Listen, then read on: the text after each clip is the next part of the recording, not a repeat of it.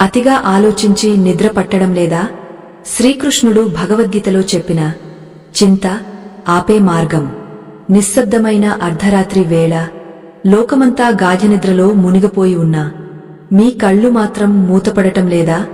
మంచం మీద అటు ఇటు దొర్లుతూ మెదడులో వేల ఆలోచనలు ఒకదానిని ఒకటి వెంటాడుతుంటే గుండెల్లో తెలియని ఒక బరువు, ఆందోళన మిమ్మల్ని ఉక్కిరిబిక్కిరి చేస్తున్నాయా? ఈ పరిస్థితి కేవలం అలసట మాత్రమే కాదు, ఇది మీ ఆత్మను నెమ్మదిగా దహించివేసే ఒక మానసిక దావాగ్ని వంటిది. అశాంతి అనే విషవలయంలో చిక్కుకున్న ప్రతి ఒక్కరూ తెలుసుకోవలసిన పరమ రహస్యం ఈరోజు మీకు తెలియబోతోంది. ఈ దివ్యమైన దృశ్య కావ్యాన్ని ఏమాత్రం మధ్యలో ఆపకుండా చివరి వరకు పూర్తిగా చూడండి. ఎందుకంటే మీ జీవితంలో గూడు కట్టుకున్న అంధకారాన్ని పారద్రోలే ఒకే ఒక్క జ్ఞాన జ్యోతి ఈ సంభాషణలో దాగ ఉంది. కురుక్షేత్ర రణరంగంలో శత్రువుల కన్నా ముందు తన సొంత ఆలోచనలతో పోరాడి కుప్పకులిపోయిన అర్జునుడి పరిస్థితి కూడా సరిగ్గా ఇలాగే ఉంది. మనస్సు అనేది ఒక మదపుటేనుగు వంటిది. దానిని అదుపు చేయకపోతే అది మనల్నే తొక్కి సంహరిస్తుంది. గతం గురించి పశ్చాత్తాపం, భవిష్యత్తు గురించి భయం, ఈ రెండింటి మధ్య నలిగిపోతూ వర్తమానాన్ని మనం పూర్తిగా విస్మరిస్తున్నాము. అతి చింతన అనేది ఒక వ్యాధి అని, అది మనిషి ప్రాణశక్తిని హరించివేస్తుందని పరమాత్మ శ్రీకృష్ణుడు ఆనాడే హెచ్చరించారు. మన మెదడులో నిరంతరం సాగే ఈ విపరీతమైన ఆలోచనల ప్రవాహానికి అడ్డుకట్ట వేయడం ఎలాగో ఆ జగద్గురువు చూపిన మార్గాన్ని ఇప్పుడు మనం లోతుగా అర్థం చేసుకుందాం. మనస్సు అనేది గాలికి కదిలే దీపం వంటిది. చంచలమైన మనస్సు ఎప్పుడూ స్థిరంగా ఉండదు. అది ఒక క్షణం గతంలోకి వెళ్లి అక్కడ జరిగిన అవమానాలను గుర్తు తెచ్చుకుని బాధపడుతుంది. మరో క్షణం భవిష్యత్తులోకి దూకి జరగని అనర్థాలను ఊహించుకుని వణికిపోతుంది. ఈ నిరంతర ప్రయాణమే మన నిద్రను, మన ప్రశాంతతను దూరం చేస్తోంది. శ్రీకృష్ణుడు అర్జునుడితో అన్నాడు, కౌంతేయ, అభ్యాసం మరియు వైరాగ్యం అనే రెండు ఆయుధాలతో మాత్రమే ఈ మనస్సును లొంగదీసుకోవడం సాధ్యమవుతుంది. అతిగా ఆలోచించడం అనేది ఒక వ్యసనంగా మారినప్పుడు దాని నుండి బయటపడటానికి మనకు కావలసింది కఠినమైన సంకల్పం మాత్రమే కాదు, పరమాత్మపై పరిపూర్ణమైన విశ్వాసం కూడా అవసరం. మీరు గమనించారా, మనం ఎప్పుడూ మన ఆధీనంలో లేని విషయాల గురించే ఎక్కువగా ఆలోచిస్తూ ఉంటాము. ఎవరో ఏదో అన్నారని, రేపు ఏం జరుగుతుందోనని పదే పదే మనసులో ఒకే విషయాన్ని తిప్పుతూ ఉంటే అది ఒక పెద్ద కొండలా మారి మనల్ని నలిపేస్తుంది. ఈ స్థితిలో ఉన్నప్పుడు మనకు ఎదురుగా ఉన్న అద్భుతమైన జీవితం కనిపించదు, కేవలం చీకటి మాత్రమే కనిపిస్తుంది. ఆ చీకటిని చీల్చుకుంటూ వచ్చే కాంతి పుంజమే భగవద్గీత. చింత చేయడం వల్ల సమస్యలు తీరవు సదా, చింతన చేయడం వల్ల మాత్రమే మార్గం కనిపిస్తుంది. చింత అంటే కుమిలిపోవడం, చింతన అంటే పరిష్కారం కోసం ఆలోచించడం. ఈ రెండింటి మధ్య ఉన్న సూక్ష్మమైన వ్యత్యాసాన్ని గ్రహించిన రోజే మనకు శాంతి లభిస్తుంది. పరమాత్మ చెప్పినట్లుగా నీవు కేవలం నీ కర్మను మాత్రమే చేయగలవు, దాని ఫలితాన్ని శాసించలేవు. మరి ఫలితం నీ చేతుల్లో లేనప్పుడు దాని గురించి అతిగా ఆలోచించడం వల్ల కలిగే ప్రయోజనమేమిటి? రేపటి గురించి భయపడుతూ ఈ రోజును వృధా చేయడం అంటే మన చేతుల్లో ఉన్న అమృతాన్ని పారబోసి విషాన్ని త్రాగడమే అవుతుంది. అతి చింతన వల్ల కలిగే మొదటి నష్టమేమిటంటే అది మన వివేకాన్ని నశింపజేస్తుంది. ఏది మంచో ఏది చెడో తెలుసుకోలేనంతగా మనల్ని గ్రుడ్డివారిని చేస్తుంది. మనస్సును ప్రశాంతంగా ఉంచుకోవడమే అతి పెద్ద యుద్ధం. ఆ యుద్ధంలో గెలవడానికి కావలసిన వ్యూహాలను శ్రీకృష్ణుడు మనకు అత్యంత సులభంగా వివరించారు. మనస్సును ఒక ఉద్ధృతమైన గాలితో పోల్చవచ్చు. అది నిలకడ లేకుండా ఎప్పుడూ వీస్తూనే ఉంటుంది. ఒక చిన్న ఆలోచన బీజంలా పడి అది నిమిషాల వ్యవధిలోనే ఒక మహావృక్షంలా మారి మనల్ని భయపెడుతుంది. గతం అనే శ్మశానంలో గడపడం వల్లగాని, భవిష్యత్తు అనే అందని ఆకాశం కోసం ప్రాకులాడటం వల్లగాని మనకు లభించేది కేవలం అశాంతి మాత్రమే. ఈ మనస్సు మనకు మిత్రుడవ్వాలి కాని శత్రువు కాకూడదు. కాని దురదృష్టవశాత్తు అతిగా ఆలోచించే వారికి వారి మనస్సే ఒక పెద్ద కారాగారంగా మారుతుంది. లోపల ఉన్న ఆలోచనల సంకెళ్లను తెంచుకోలేక నిశ్శబ్దంగా ఉన్న రాత్రిపూట కూడా మెదడులో యుద్ధం జరుగుతున్నట్లు అనుభూతి చెందుతారు. శ్రీకృష్ణ పరమాత్మ గీతా బోధలో ఒక అద్భుతమైన సూత్రాన్ని చెప్పారు.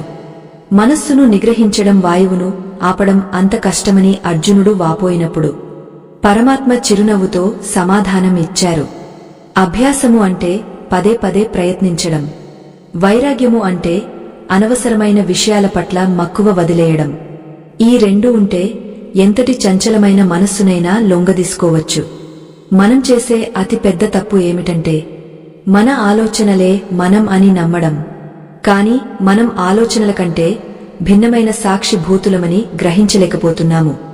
ఆ వెలుగును చూడగలిగిన రోజే మనలో ఉన్న ఆందోళనల మేఘాలు ఒక్కొక్కటిగా విడిపోవడం ప్రారంభమవుతాయి.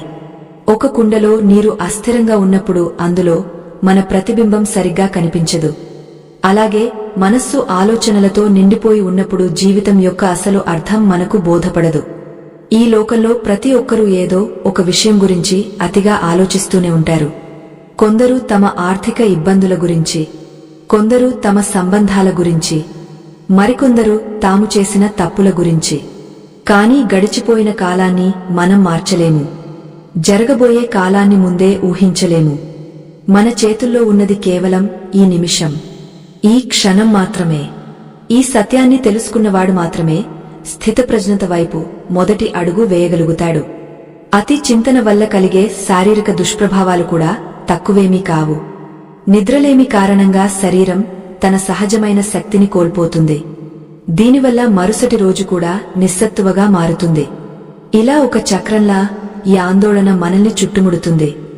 దీనిని ఛేదించాలంటే మొదట మనం ఆలోచించే విధానాన్ని మార్చుకోవాలి.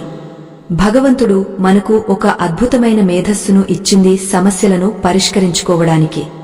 కాని మనం దానిని సమస్యలను సృష్టించుకోవడానికి వాడుతున్నాము. ఈ దివ్యజ్ఞానం మరొకరికి వెలుగునిస్తుందని మీరు భావిస్తే దీన్ని ధర్మ ప్రచారంగా భావించి 10 మందితో పంచుకోండి. అప్పుడే అశాంతిలో ఉన్న మరికొన్ని హృదయాలకు ఊరట లభిస్తుంది. పరమాత్మ చెప్పినట్లుగా బుద్ధి అనేది మనస్సును నడిపించే సారథి కావాలి. కాని ప్రస్తుతం మనస్సు బుద్ధిని నడిపిస్తోంది. దానివల్లనే మనం గమ్యం తెలియని ప్రయాణం చేస్తున్నాము.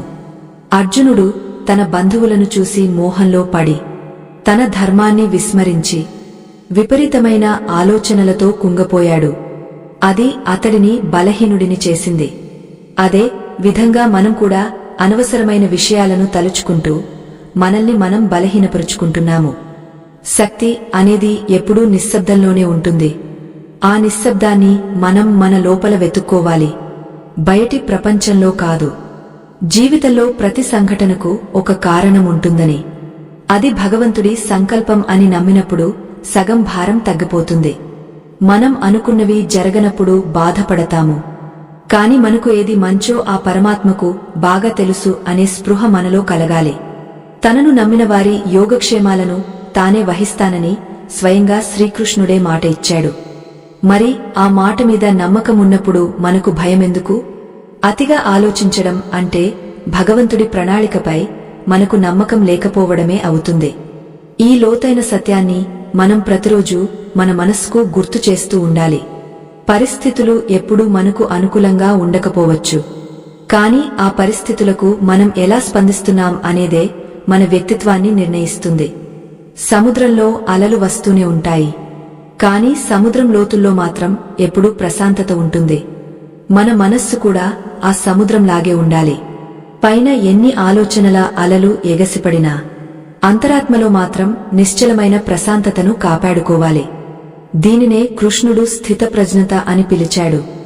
సుఖదునఖాలకు అతీతంగా ఉండే ఆ స్థితిని చేరుకోవడం ఎలాగో ముందు ముందు మనం వివరంగా తెలుసుకుందాం. ప్రతిరోజు నిద్రపోయే ముందు మన మనస్సును శుద్ధి చేసుకోవడం ఒక సాధనలా భావించాలి. రోజంతా జరిగిన విషయాలను ఒక భారంగా మోయకుండా వాటన్నింటినీ పరమాత్మ పాదాల దగ్గర సమర్పించాలి. నేను కేవలం ఒక నిమిత్తమాత్రుడిని, సర్వం ఆ కృష్ణార్పణం అని అనుకున్నప్పుడు మనస్సు తేలికపడుతుంది.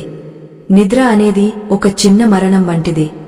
మరుసటి రోజు ఒక కొత్త జన్మ వంటిది. కాబట్టి పాత ఆలోచనలను మోస్తూ కొత్త రోజును అపవిత్రం చేయకూడదు. ఈ భావనను మన రక్తంలో జీర్ణించుకుంటే అతిగా ఆలోచించే స్వభావం మెల్లగా మన నుండి దూరమవుతుంది. జ్ఞానమనే ఖడ్గంతో మన లోపల ఉన్న అజ్ఞానపు పొరలను ఛేదించినప్పుడే మనకు యథార్థమైన సత్యం గోచరిస్తుంది. ఈ నిశ్శబ్ద సమయాన మీ మెదడులో మెదిలే వేలకొద్దీ ఆలోచనలలో చాలా వరకు కేవలం భ్రమలే అని మనం గుర్తించాలి. గతంలో జరిగిన తప్పులను పదే పదే తలచుకుంటూ మనల్ని మనం శిక్షించుకోవడం వల్ల మన వర్తమానం కూడా ఒక దుర్భరమైన శిక్షగా మారుతుంది. కృష్ణుడు చెప్పినట్లుగా నీవు నీ ఆలోచనలవు కావు, నీవు కేవలం నీ ఆలోచనలను గమనించే సాక్షివి మాత్రమే. ఈ ఎరుక కలిగిన క్షణం నుండే మనస్సు తన పట్టును వదులుకోవడం ప్రారంభిస్తుంది. ఆలోచనల ప్రవాహం ఒక మహోగ్రనది లాంటిది. అది ఉధృతంగా ప్రవహిస్తున్నప్పుడు మనం భయంతో అందులో కొట్టుకుపోకూడదు. ప్రశాంతంగా ఒడ్డున కూర్చుని ఆ ప్రవాహాన్ని చూసే ఒక తటస్థ ప్రేక్షకునిలా మారాలి. మనమెప్పుడైతే ఒక ఆలోచనను నాది అని గట్టిగా పట్టుకుంటామో అప్పుడే అది మనల్ని శాసించడం మరియు బానిసలుగా మార్చుకోవడం మొదలుపెడుతుంది. మీరు గమనించారా? ఒక్క చిన్న అనుమానపు బీజం మన మనసులో చేరితే అది అతి తక్కువ కాలంలోనే ఒక విషవృక్షంలా పెరిగే మనలోని ప్రశాంతతను ఎలా హరించివేస్తుందో. అది కేవలం ఒక ఊహ మాత్రమే అని, అది సత్యం కాదని మనకు మనం పదే పదే నిరూపించుకోవాలి. మనుషుల వింత ప్రవర్తన, వారు మనల్ని చూసే దృక్పథం, వారు విసిరే పదునైన మాటలు, ఇవన్నీ మన నియంత్రణలో లేని బాహ్య విషయాలు. కాని వాటి గురించి అతిగా ఆలోచించి మన అమూల్యమైన జీవన సమయాన్ని, దివ్యమైన శక్తిని వృధా చేసుకుంటున్నాము. ఇక్కడ ఒక లోతైన ప్రశ్నను మిమ్మల్ని అడగాలనిపిస్తోంది. మీ జీవితంలో ఎప్పుడైనా మీరు ఏదైనా ఒక చిన్న సమస్య గురించి అతిగా ఆందోళన చెంది తీరా ఆ కాలం గడిచిపోయి ఆ సమస్య తీరిపోయాక అయ్యో అనవసరంగా భయపడ్డాను అని అనుకున్నారా? అటువంటి అనుభవం మీకు ఎదురైతే దానివల్ల మీరు ఏం నేర్చుకున్నారో తప్పకుండా వ్యాఖ్యల ద్వారా తెలియజేయండి. మీ అనుభవం అశాంతిలో ఉన్న మరొకరికి ఎంతో ధైర్యాన్ని ఇవ్వవచ్చు. ఈ దివ్యజ్ఞాన ప్రవాహం కేవలం మీకే పరిమితం కాకూడదు. ఈ విశాల ప్రపంచంలో ఎందరో అశాంతితో, కంటిమీద కునుకు లేని రాత్రులతో గడుపుతున్నారు. అటువంటి దీనులకు ఈ సందేశం ఒక తీయని ఓదార్పులా, ఒక సరైన దిశానిర్దేశంలా మారుతుంది. కాబట్టి ఈ జ్ఞానాన్ని ఒక పవిత్రమైన ధర్మ ప్రచారంగా భావించి 10 మందితో పంచుకోండి. జ్ఞానాన్ని పంచడం అంటే ఒక చీకటి నిండిన గదిలో జ్ఞాన దీపాన్ని వెలిగించడమే అవుతుంది. మీ వంతు కృతజ్ఞతగా ఈ ధర్మ కార్యంలో భాగస్వాములు అవ్వండి. ఎందుకంటే మనం ఆపదలో ఉన్నప్పుడు మనం పంచుకున్న జ్ఞానమే మనల్ని రక్షిస్తుంది. శ్రీకృష్ణ పరమాత్మ గీతా మకరందంలో ఒక చక్కని ఉదాహరణ చెప్పారు.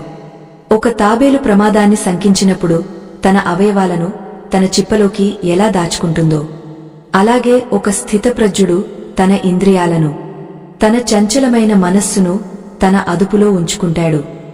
బయటి ప్రపంచంలో ఎన్ని అలజడులు ఉన్నా తన అంతరాత్మలోని నిశ్చలమైన స్థిరత్వాన్ని ఏమాత్రం కోల్పోడు. అతిగా ఆలోచించడం అంటే మన ఆలోచనల ద్వారాలను బయటి ప్రపంచానికి వదిలేయడమే. దానివల్ల మన పవిత్రమైన మనస్సు ఒక వ్యర్థాల కుప్పగా మారుతుంది. ఎవరెవరో పడేసిన నిరర్థకమైన మాటలు, పనికిరాని చేష్టలు మనల్ని క్షోభకు గురిచేస్తూనే ఉంటాయి. మనశ్శాంతి అనేది మనం ఎక్కడో అంగడిలో కొనుక్కునే వస్తువు కాదు. అది మన లోపల దాగ ఉన్న ఒక అనంతమైన నిధి. ఆ నిధిని చేరుకోవాలంటే మనస్సుపై పేరుకుపోయిన ఆలోచనల పొరలను ఒక్కొక్కటిగా తొలగించాలి. ఏకాగ్రత అనేది ప్రతి జీవికి పుట్టుకతో వచ్చిన వరం. కాని మనం దానిని అనవసరమైన విషయాలపై మళ్లించి మన ఆత్మీయ శక్తిని కోల్పోతున్నాము. ప్రతిరోజు ఒక 10 నిమిషాలైనా ఏకాంతంగా నిశ్శబ్దంగా కూర్చుని మీ శ్వాసపై ధ్యాస నిలిపి లోపల జరుగుతున్న నిరంతర సంభాషణను గమనించండి. అప్పుడు మీకు స్పష్టంగా అర్థమవుతుంది, మన మెదడులో మెదిలే ఆలోచనలలో 90% కేవలం నిరర్థకమైనవని. మహావీరుడైన అర్జునుడు యుద్ధం చేయాలా వద్దా అని సంశయిస్తున్నప్పుడు తన కళ్ల ముందు ఉన్న ఆత్మీయుల మరణాన్ని ముందే ఊహించుకుని విపరీతంగా భయపడ్డాడు. అది కేవలం భవిష్యత్తు గురించి అతిగా ఆలోచించడం వల్లే జరిగింది. కాని జగద్గురువు కృష్ణుడు అతడికి వర్తమాన ధర్మాన్ని చాలా గంభీరంగా గుర్తుచేశారు. పార్థ, నీవు ఇక్కడ ఉన్నది ధర్మయుద్ధం చేయడానికి, దాని ఫలితం ఎలా ఉంటుందో అని చింతించడానికి కాదు. అలాగే మన జీవిత యుద్ధంలో కూడా మనం మన బాధ్యతలను సక్రమంగా నిర్వహించాలి తప్ప వాటి వల్ల కలిగే లాభనష్టాల గురించి అతిగా చింతించకూడదు. ఎక్కడైతే ఫలితంపై ఆశ ఉండదో అక్కడ ఆందోళన కూడా ఉండదు. మనలోని అహంకారమే ఈ అతి చింతనకు ప్రధానమైన మూలకారణం. అన్నీ నేనే చేస్తున్నాను, అన్నీ నా ఇష్టప్రకారమే జరగాలి అనే కోరిక మనల్ని అశాంతికి బందీలను చేస్తుంది.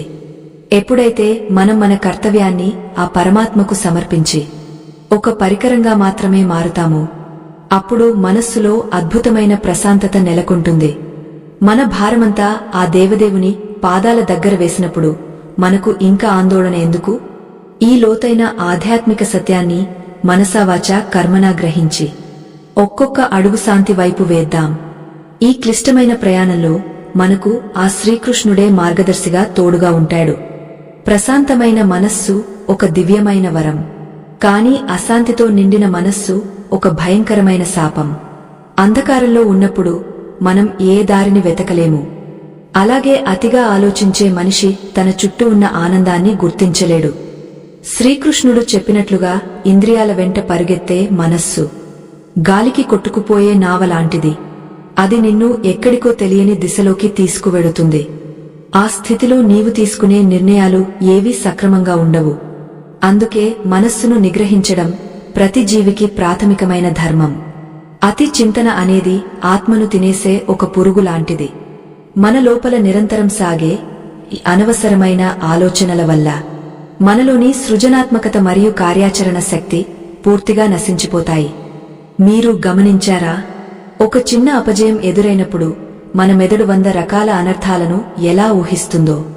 ఆ భయం మనల్ని ఏ పని చేయనివ్వకుండా స్తంభింపజేస్తుంది. దీనినే కృష్ణ పరమాత్మ విషాద యోగము అని పిలిచారు. మన బాధ మనల్ని జ్ఞానం వైపు నడిపించాలి కాని అంధకారం వైపు కాదు. అశాంతి కలిగినప్పుడు మనస్సును బాహ్య ప్రపంచం నుండి మళ్లించి అంతర్ముఖం చేయడం ఎలాగో మనం నేర్చుకోవాలి. నిశ్శబ్దమే మన ఆత్మకు అసలైన ఆహారం. కురుక్షేత్ర రణరంగం కేవలం వేల సంవత్సరాల క్రితం జరిగిన యుద్ధం మాత్రమే కాదు. అది ప్రతిరోజు మన మనస్సులో జరిగే సంఘర్షణకు ఒక ప్రతిరూపం. అర్జునుడు కూడా తన ఆత్మీయుల మీద ఉన్న మమకారంతో తాను చేయవలసిన యుద్ధాన్ని మర్చిపోయి అనేక తర్క వితర్కాలు చేసి కుప్పకూలిపోయాడు.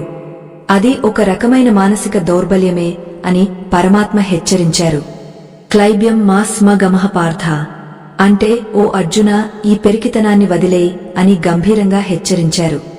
మన అతి ఆలోచనలు కూడా మనల్ని మానసిక పెరికివారుగా మారుస్తాయి. వాటిని ఎదుర్కోవాలంటే జ్ఞానమనే ఆయుధం తప్పనిసరి. ఇక్కడ మనం ఒక లోతైన ధర్మ సంకటాన్ని గురించి చర్చించుకోవాలి. ఒకవేళ మీరు అర్జునుడి స్థానంలో ఉండి ఉంటే అప్పుడు మీరు మీ భావోద్వేగాలకు లొంగపోయి ఉండేవారా, లేక కర్తవ్యాన్ని నిర్వర్తించేవారా? మీ మనస్సు మరియు మీ ధర్మం మధ్య పోరాటం జరిగినప్పుడు మీరు దేనికి ప్రాధాన్యత ఇస్తారు? మీ అంతరాత్మ చెప్పే సమాధానాన్ని తప్పకుండా వ్యాఖ్యల ద్వారా తెలియజేయండి. ఎందుకంటే మీ ఆలోచనలు మరొకరికి కొత్త మార్గాన్ని చూపిస్తాయి. సాటి మనిషి పడే ఆవేదనను తగ్గించే శక్తి ఒక చిన్న మాటలో కూడా ఉంటుంది. మన అనుభవాలే మనకు గొప్ప పాఠాలు నేర్పుతాయి. ఈ దివ్యమైన జ్ఞాన ప్రవాహం కేవలం ఒకరిద్దరితో ఆగపోకూడదు. ఈ లోకంలో కోట్లాది మంది తమ ఆలోచనల భారంతో సతమతమవుతున్నారు. ఈ అమృత తుల్యమైన సందేశాన్ని మరొకరికి పంపడం అంటే వారి జీవితంలో ఒక ఆశల దీపాన్ని వెలిగించడమే అవుతుంది. కాబట్టి దీన్ని ఒక పవిత్రమైన ధర్మ ప్రచారంగా భావించి 10 మందితో పంచుకోండి. మనం పంచే జ్ఞానమే రేపు మనకు రక్షణ కవచంలా మారుతుంది. సనాతన ధర్మం పట్ల మనకు ఉన్న నిబద్ధత ఇటువంటి కార్యాల ద్వారానే వ్యక్తమవుతుంది. అందుకే వెనకడుగు వేయకుండా ఈ సందేశాన్ని అందరికీ చేరవేయండి. భవిష్యత్తు అనేది ఇంకా పుట్టని శిశువు వంటిది. దాని గురించి ఇప్పుడే చింతించడం ఎంతవరకు సమంజసం? గతము అనేది కాలిపోయిన బూడిద వంటిది. దాన్ని ఎంత తవ్వినా మనకు మిగిలేది కన్నీరు మాత్రమే.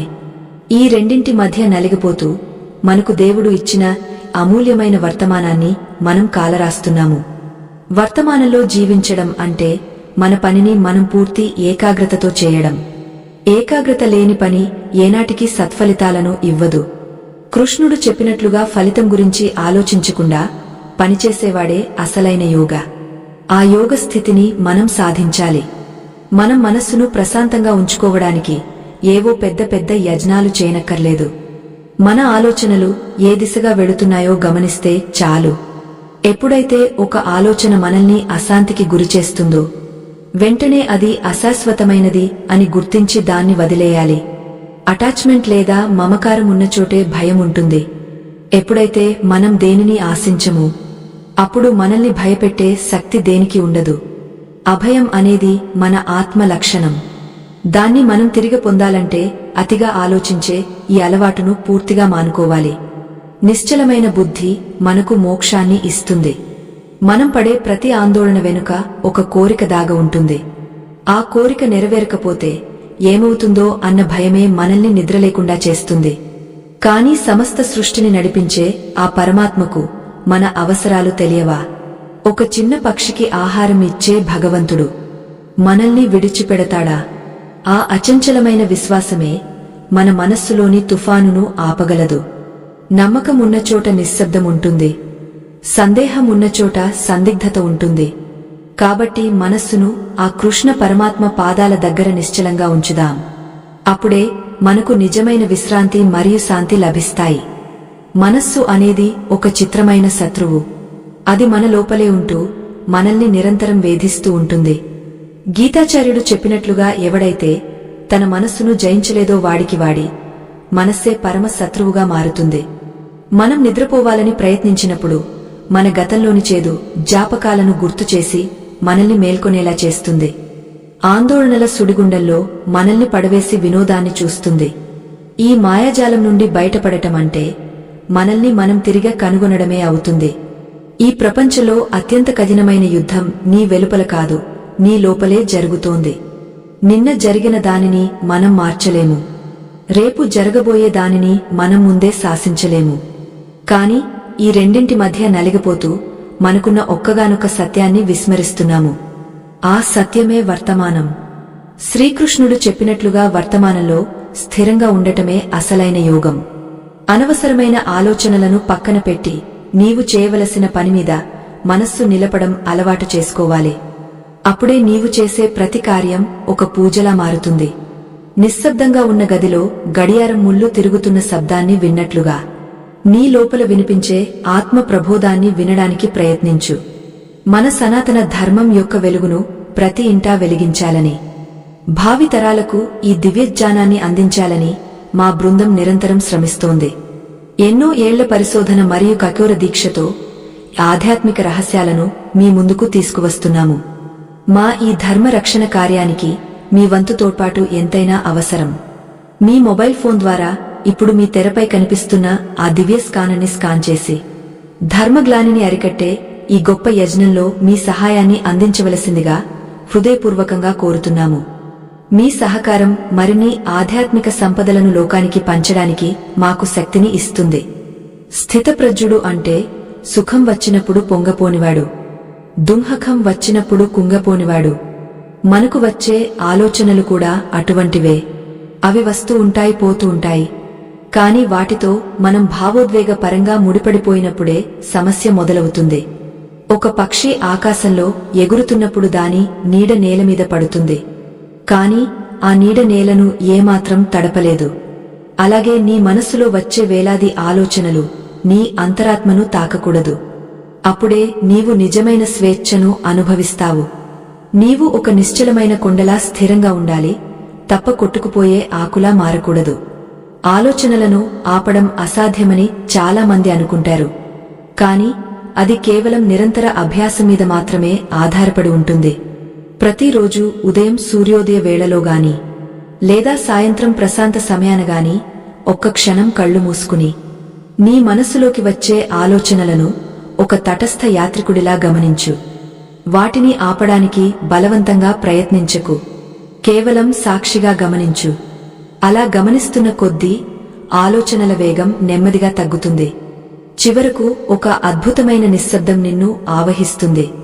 ఆ నిశ్శబ్దంలోనే పరమాత్మ శ్రీకృష్ణుడి వేణుగానం నీకు వినిపిస్తుంది. మన బుద్ధిని మనం నిరంతరం పదును పెట్టుకోవాలి. విచక్షణ జ్ఞానంతో ఏది అవసరమో ఏది అనవసరమో నిర్ణయించుకోవాలి. అనవసరమైన ఆలోచనలు మన మెదడులోకి వచ్చేటప్పుడు ఇది నాకు నిజంగా మేలు చేస్తుందా లేదా అని ఒక్క క్షణం ప్రశ్నించుకోవాలి. బుద్ధి సారథిగా ఉన్నప్పుడు ఇంద్రియాల గుర్రాలు సరైన దారిలోనే నడుస్తాయి, లేదంటే అవి మనల్ని అగాధంలోకి నెట్టేస్తాయి. శ్రీకృష్ణుడి బోధనల సారం ఇదే. నిన్ను నీవు నియంత్రించుకో, నీ అంతరంగాన్ని నీవు గెలుచుకో. లోకాన్ని జయించడం ఆ తరువాతే చాలా సులభంగా సాధ్యమవుతుంది. మన ప్రతి ఆలోచన ఒక కర్మగా మారుతుంది. మంచి ఆలోచనలు మంచి ఫలితాలను, చెడు ఆలోచనలు తీవ్రమైన బాధను మిగుల్చుతాయి. అతిగా ఆలోచించడం వల్ల మన మానసిక శక్తి క్షీణించి మనం ఏ పని సరిగ్గా చేయలేము.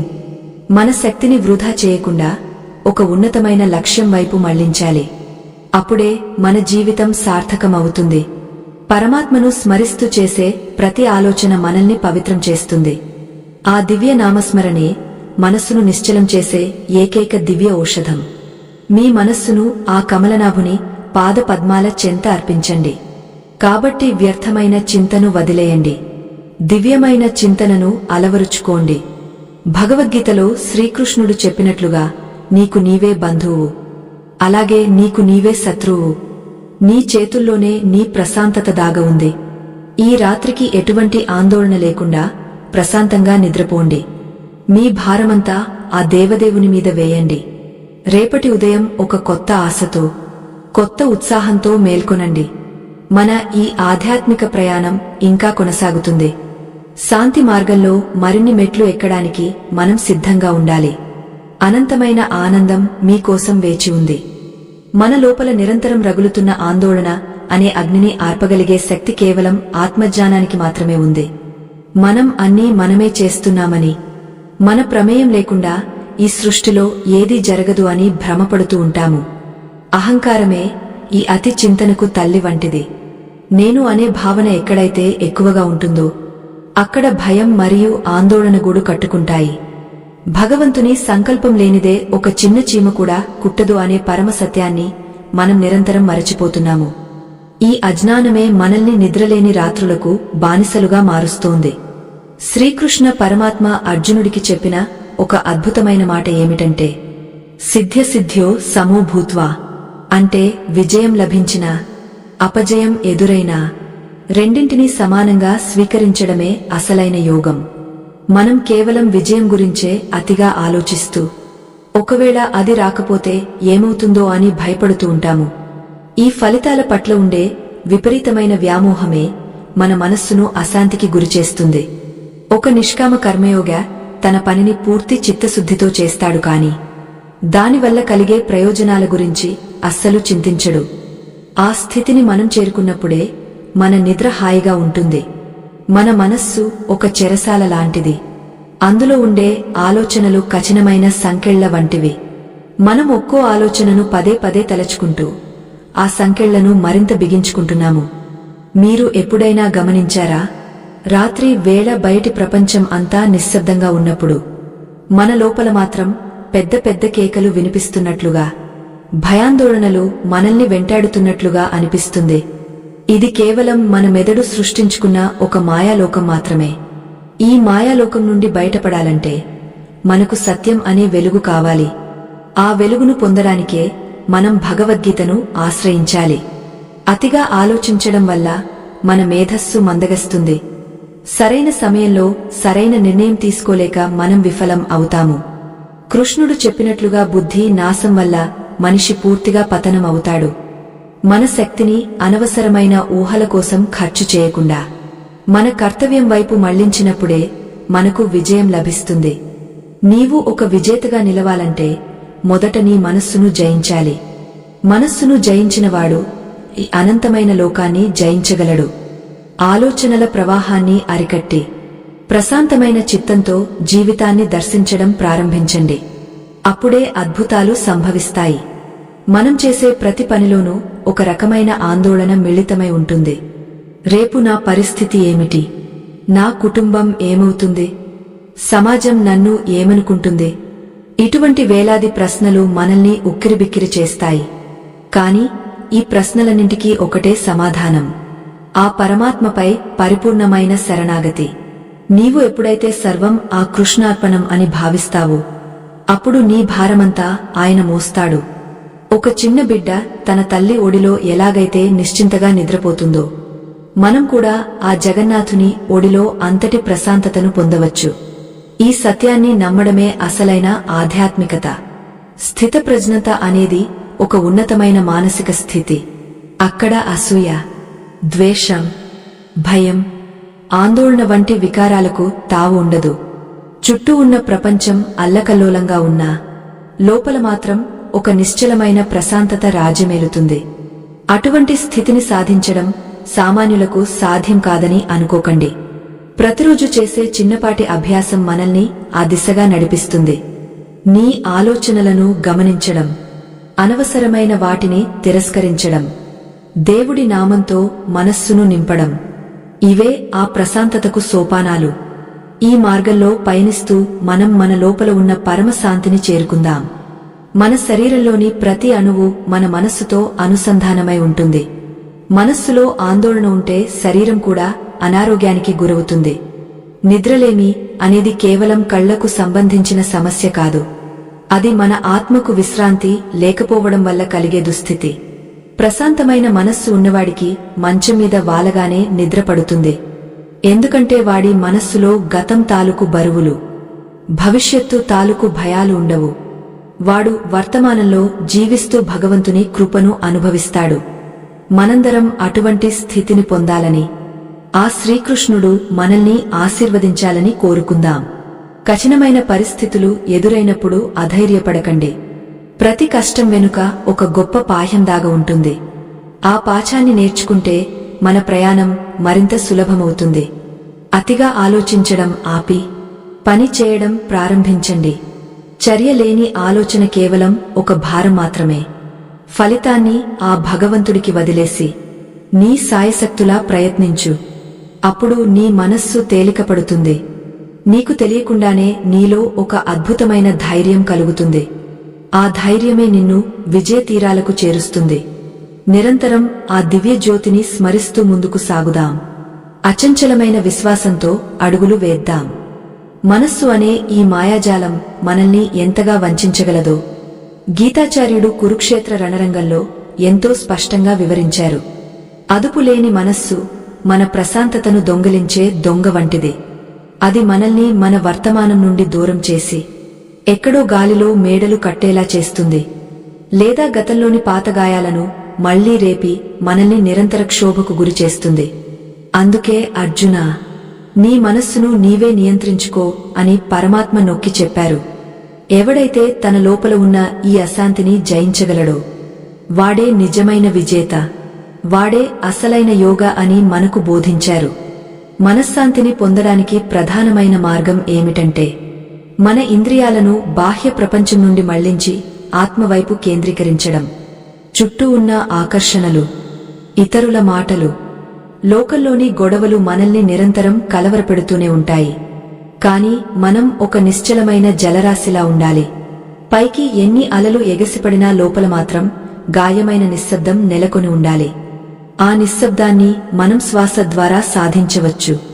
ప్రతి ఉచ్ఛ్వాస నిశ్వాసము ఒక దివ్యమైన మంత్రంలా భావిస్తూ మనస్సును నిలకడగా ఉంచేందుకు నిరంతరం ప్రయత్నం చేయాలి. ఇదే పరమాత్మ చూపిన రాజమార్గం. అతిగా ఆలోచించే స్వభావం కలవారికి కలిగే అతి పెద్ద నష్టమేమిటంటే వారిలో విచక్షణ జ్ఞానం నశించిపోతుంది. ఏది సత్యమో ఏది అశాశ్వతమో తెలుసుకోలేని మూజ స్థితిలో వారు ఉండిపోతారు. ఒక చీకటి గదిలో తాడును చూసి పాము అని భ్రమపడినట్లుగా వారు లేని సమస్యలను ఊహించుకుని భయపడిపోతుంటారు. ఈ భ్రమల నుండి బయటపడాలంటే మనకు జ్ఞానం అనే దీపం కావాలి. ఆ దీపాన్నే కృష్ణుడు మనకు భగవద్గీత రూపంలో అందించాడు. ప్రతి శ్లోకం మనలోని అజ్ఞానపు పొరలను తొలగించి మనకు అసలైన సత్యాన్ని దర్శింపజేస్తుంది. ఆ సత్యమే మనల్ని భయం నుండి కాపాడుతుంది. స్థితప్రజ్ఞుడు అంటే ఎవరో కాదు, తన మనస్సును పరిపూర్ణంగా నిగ్రహించినవాడు. సుఖం వచ్చినప్పుడు ఉప్పొంగపోకుండా, దుంహకం వచ్చినప్పుడు కుంగపోకుండా సమస్థితిలో ఉండేవాడు. మనకు వచ్చే ఆలోచనలు కూడా అటువంటివే.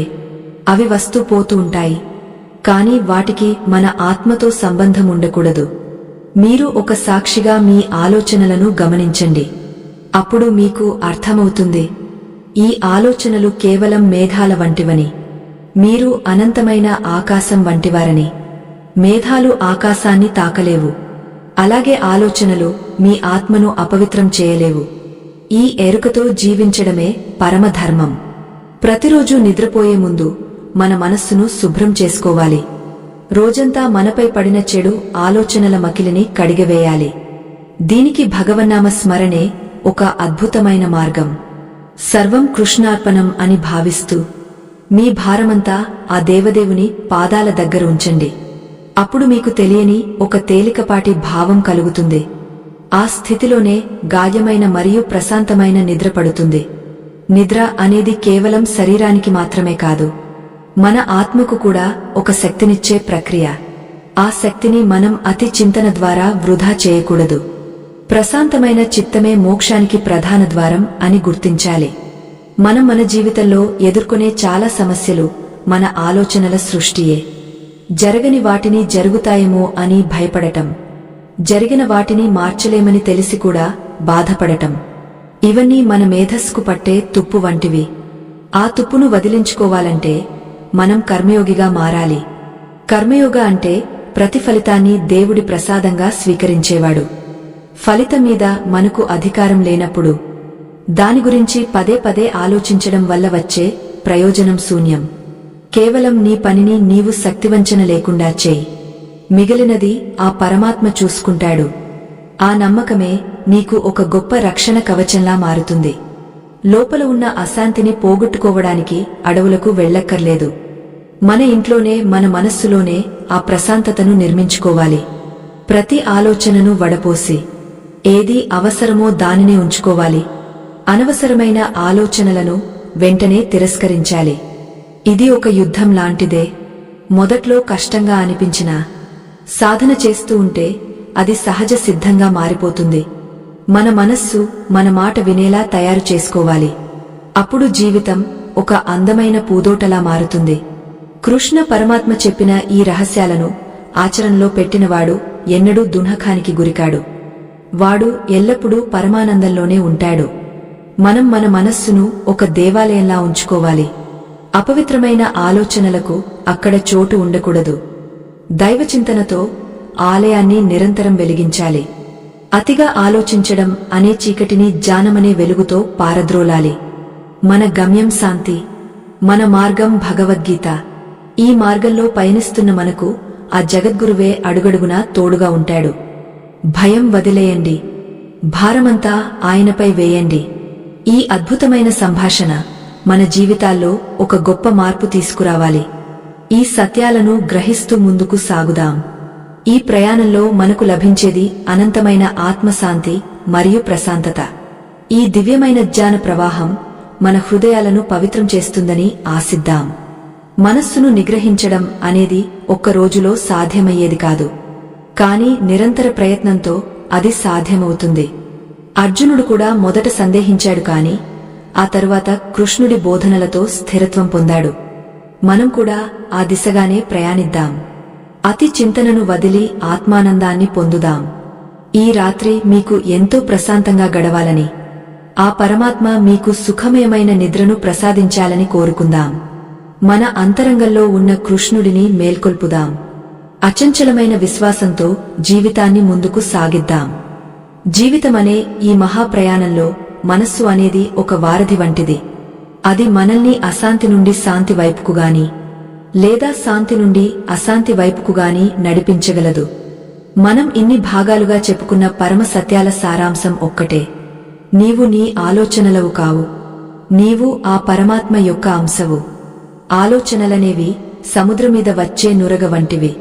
అవి కొద్దిసేపు ఉండి మాయమైపోతాయి, కాని సముద్రం మాత్రం ఎప్పుడూ నిశ్చలంగానే ఉంటుంది. ఆ నిశ్చలత్వమే నీ అసలైన స్వరూపం అని గుర్తించిన రోజే నీకు విముక్తి లభిస్తుంది. శ్రీకృష్ణ పరమాత్మ అర్జునుడికి చెప్పిన అంతిమ రహస్యం శరణాగతి. సర్వధర్మాలను వదిలేసి నా ఒక్కడినే శరణు వేడుకో. నేను నిన్ను సమస్త పాపాల నుండి, ఆందోళనల నుండి విముక్తుడిని చేస్తాను అని అభయమిచ్చారు. మనం ఎంతటి క్లిష్టలో ఉన్నా ఆ దేవదేవుని మీద భారం వేసి నిశ్చింతగా ఉండటం అలవాటు చేసుకోవాలి. అతిగా ఆలోచించడం అంటే భగవంతుని శక్తిని తక్కువగా అంచనా వేయడమే. ఆయన సృష్టిలో ఏదీ అకారణంగా జరగదు. ప్రతి మలుపు వెనుక ఒక దివ్యమైన ప్రణాళిక దాగ ఉంటుంది. భయం అనేది చీకటి వంటిది. జ్ఞానం అనే వెలుగు రాగానే అది అదృశ్యమవుతుంది. రేపటి గురించి అతిగా చింతించేవాడు ఈ రోజును అనుభవించలేడు. గతం గురించి ఏడ్చేవాడు భవిష్యత్తును నిర్మించుకోలేడు. కాలం అనే చక్రం నిరంతరం తిరుగుతూనే ఉంటుంది. దానిని మనం ఆపలేము, కాని దానితో పాటు ప్రశాంతంగా ప్రయాణించగలం. నీ మనస్సును నీవు గమనిస్తూ అవాంఛిత ఆలోచనలను ఏరివేస్తూ ఉంటే నీ అంతరంగం ఒక పరిశుభ్రమైన సరస్సులా మారుతుంది. అప్పుడు నీలో ఆ పరమాత్మ ప్రతిబింబం స్పష్టంగా కనిపిస్తుంది. మనలోని అశాంతికి ముఖ్య కారణం ఆశ మరియు అంతులేని మమకారం. మనం దేనినైతే గట్టిగా పట్టుకుంటామో అది మనల్ని వేధిస్తుంది. ఎప్పుడైతే మనం దేనిని ఆశించకుండా కేవలం కర్తవ్యాన్ని మాత్రమే చేస్తామో అప్పుడు మనస్సులో ఎటువంటి తరంగాలు ఉండవు. కృష్ణుడు చెప్పినట్లుగా అనాసక్తత అనేది ఒక గొప్ప ఆయుధం. అది మనల్ని సంసార సాగరంలోని అలల నుండి కాపాడుతుంది. అతిగా ఆలోచించే అలవాటును వదులుకోవడం అంటే ఆత్మను ఉద్ధరించుకోవడమే. ఈ సత్యాన్ని గ్రహించి ప్రశాంతత వైపు అడుగులు వేయండి. మా ఈ సనాతన ధర్మ రక్షణ కార్యానికి మీరు అందిస్తున్న మద్దతు ఎంతో విలువైనదే. మన ప్రాచీన పురాణ వైభవాన్ని, ఆధ్యాత్మిక రహస్యాలను భావి తరాలకు అందించడానికి మా బృందం అహోరాత్రులు శ్రమిస్తోంది. ధర్మ ప్రచారంలో భాగస్వాములు కావడం అంటే పుణ్యకార్యంలో పాలుపంచుకోవడమే. ఇప్పుడు మీ మొబైల్ తెరపై కనిపిస్తున్న ఆ దివ్య స్కానర్ని స్కాన్ చేసి మీ శక్తి కొలది మాకు తోడ్పాటు అందించవలసిందిగా హృదయపూర్వకంగా విన్నవిస్తున్నాము. మీ సహకారం మరిన్ని ఆధ్యాత్మిక సంపదలను లోకానికి పంచడానికి మాకు గొప్ప ధైర్యాన్ని ఇస్తుంది. నిశ్శబ్దమైన రాత్రి వేళ మీ కళ్ళు మూసుకున్నప్పుడు వేల ఆలోచనలు మిమ్మల్ని చుట్టుముడితే ఒక్కసారి ఆ శ్రీకృష్ణుని చిరునవ్వును స్మరించుకోండి. నీ చింతనను భగవంతుని వైపు మళ్లిస్తే నీ చింతలు వాటంతటా అవే తొలగిపోతాయి. భగవంతుని నామానికి ఉన్న శక్తి మనస్సును ప్రశాంతపరిచే ఏ మందుకు ఉండదు. అది ఒక రకమైన మానసిక ఔషధం. దానిని ప్రతిరోజు సేవిస్తే అతిగా ఆలోచించే వ్యాధి నుండి విముక్తి పొందవచ్చు. ధైర్యంగా ఉండండి. పరమాత్మ మీ వెంటే ఉన్నాడు. అచంచలమైన విశ్వాసమే నీకు కొండంత అండ. చింత అంటే చితి వంటిది. అది బ్రతికున్న మనిషిని దహించివేస్తుంది. కాని చింతన అంటే అమృతం వంటిది. అది మనిషిని అమరత్వానికి నడిపిస్తుంది.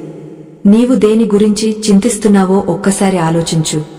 అది శాశ్వతమైనదా లేక అశాశ్వతమైనదా?